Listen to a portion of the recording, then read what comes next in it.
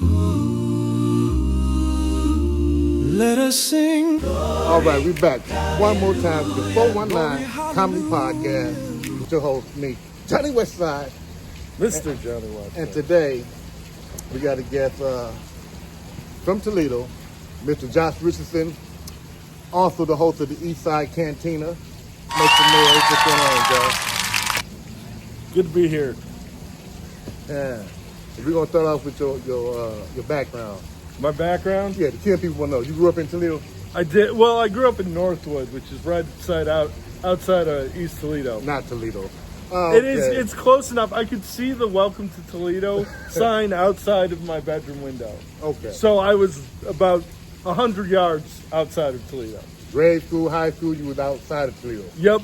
Went to Northwood all the. Okay, you grew up on the outskirts of Toledo. Okay, Kim folks, let me ask you something. In your grade-hood years, maybe even elementary, junior high, was you a bully or was you bullied by anybody? I think it kind of fluctuated. Uh-oh.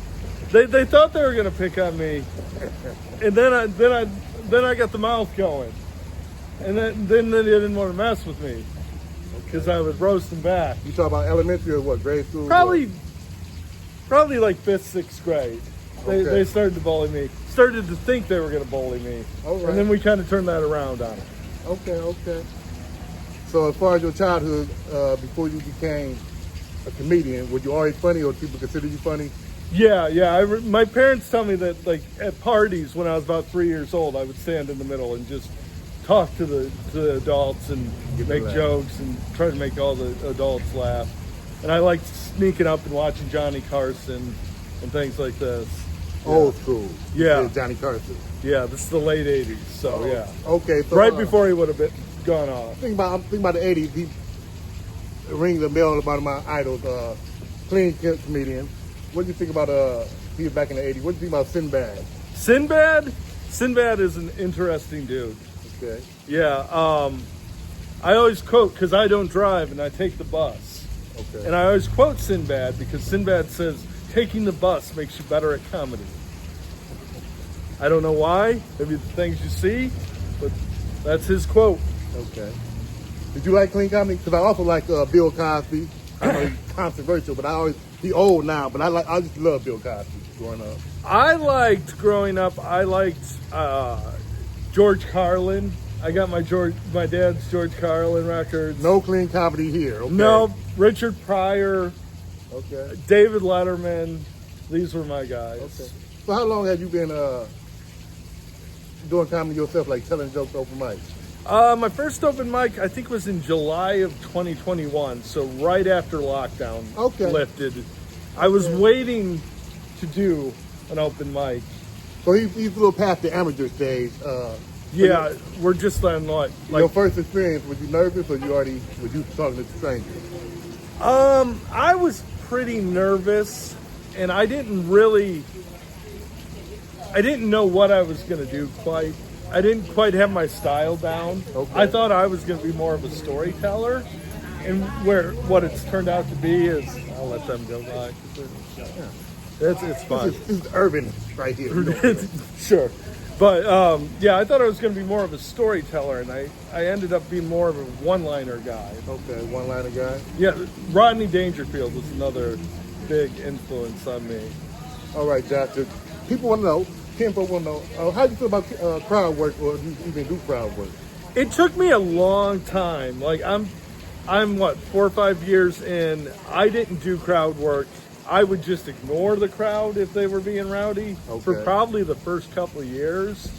And then something just snapped, and now I kind of like it. Oh, you're comfortable with it now? Yeah. I wait for it to get heckled, I love that shit now. Me, myself, I don't like crowd work. It makes me feel real uncomfortable, like real at home, you know what I'm saying? But I will say something that I see online a lot are like Instagram reels of comics doing crowd work, and it feels almost staged.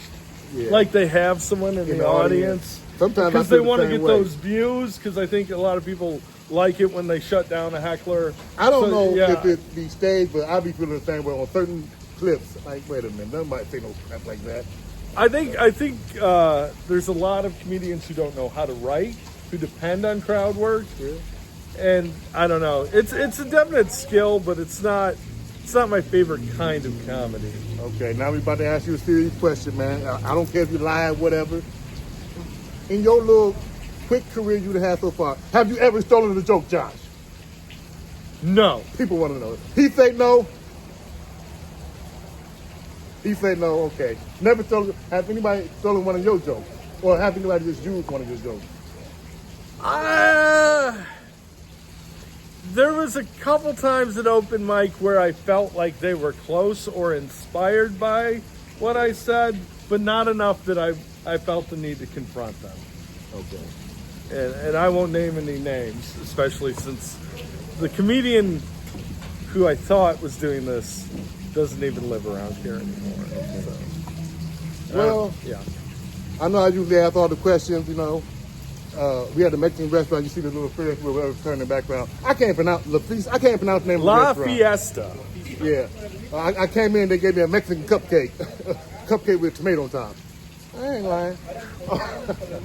Josh, I'm tired of asking all the questions. Is there any question you want to ask me before I get up out of here? I ain't too late. No, I think we're good. We'll move right along to Mr. Okay, he don't want to ask me no questions, okay? Okay, yeah, I wasn't prepared. Sorry. Yeah, he just edit. I'm going to edit it out. No, I'm not. It is what it is. Oh, you want me to ask you a question? Well, he's leaving now, so bonus round, before we leave, let me ask you. Okay, let me ask you something, man. What's up? Martin or Malcolm? Martin or Malcolm? Yes. Well, as a comedian, I'm going to have to go Malcolm because he was friends with Red Fox. Okay. So that's. But he did talk bad about Dick Gregory. So maybe we go Martin. I don't know. I mean, Okay. Do you know what a red bone is? a red bone? So I'm a little confused on red bone because there's also yellow bone. My co-worker Claude, black gentleman, will talk about women in these terms. Okay, he's a red bone. So yeah, And red you have bone. no idea what he's talking about. I've gathered that it's a light-skinned woman. Okay. Maybe, are they Native American? He's a little naive, but to be honest, I remember. he's 100% correct. Is a mixed female who's on the light-skinned side. I We remember refer to them as Richard black, but Pryor they had really mud are- bone. They really are biracial, but we say black. They really. When you say red bone, there's no ugliness involved. It's going to be somebody pretty. It's a pretty Mixed. light-skinned girl. Yeah. Okay, is that any relation to Richard Pryor's mud bone? Not any, no. No, that's just an old black man. All right. I'm gonna get out of If here. we about to get up out of here, last time for the 419 podcast. Make some noise for Josh Richardson. I'm gonna see you next time. And that's how we do it in the comedy world. All They right. turn their backs on you. Always trust nobody. Believe in yourself. I ain't lying. Hallelujah. When the saints go marching in.